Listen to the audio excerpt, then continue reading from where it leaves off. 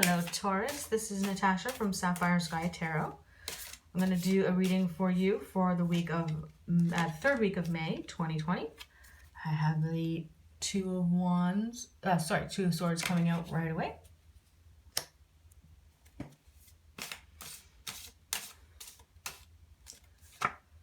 Well, I'm getting some kind of giddy energy from you. So I have here the Six of Cups. Almost like there's an excitement of being around this childlike energy. And then I have here the King of Wands. There we go. So we'll start with that.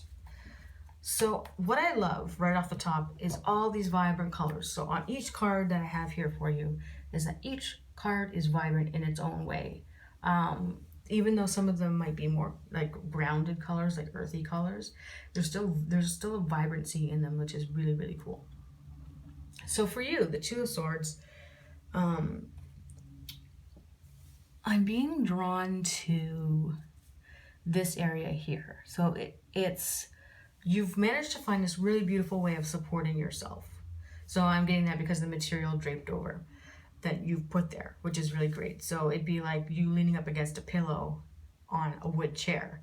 Leaning up against a pillow is much more comfortable than leaning up against a plain wooden chair. So you've decided to do that for yourself.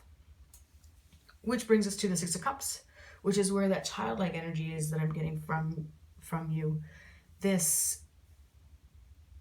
it's also this time of year, right? Like all these different flowers are in bloom. You have all these different colors and energies and even generations, so the younger and the older. And you have these great ways of communicating, and I'm getting a strong connection. For some of you, it's going to be the inner child. For some of you, it's going to be an actual connection with somebody younger than yourself. It doesn't have to be a child, just somebody who's younger than yourself. And I think that having that energy around you this week is going to be really beautiful because it allows you to just remember to be light. And I think that, you know, you're used to being a little bit on the heavier side, like heavy weighted, heavy intensities, heavy thoughts, like anxiety, depression, like heavy energies around you. And this just reminds you that sometimes you can just tap into it whenever you want. You can tap into being this kind of childlike, happy-go-lucky, inquisitive, curious being. And when we come over here to the King of Wands, there's a mastery in that. So you found a way to be a master of your own self, right? So we have here a masculine and feminine energy from the lion and the lioness, which is really cool, and really beautiful and majestic creatures. And this person here is very balanced, very centered. This whole card is very centered.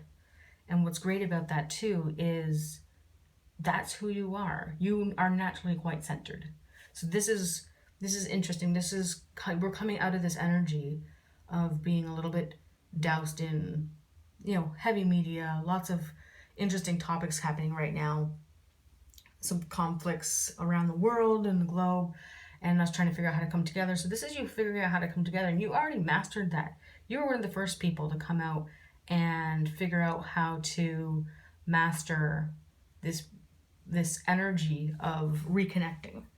And you did that faster than most other people. So you managed to bounce back from this pandemic much more quickly than other people may have.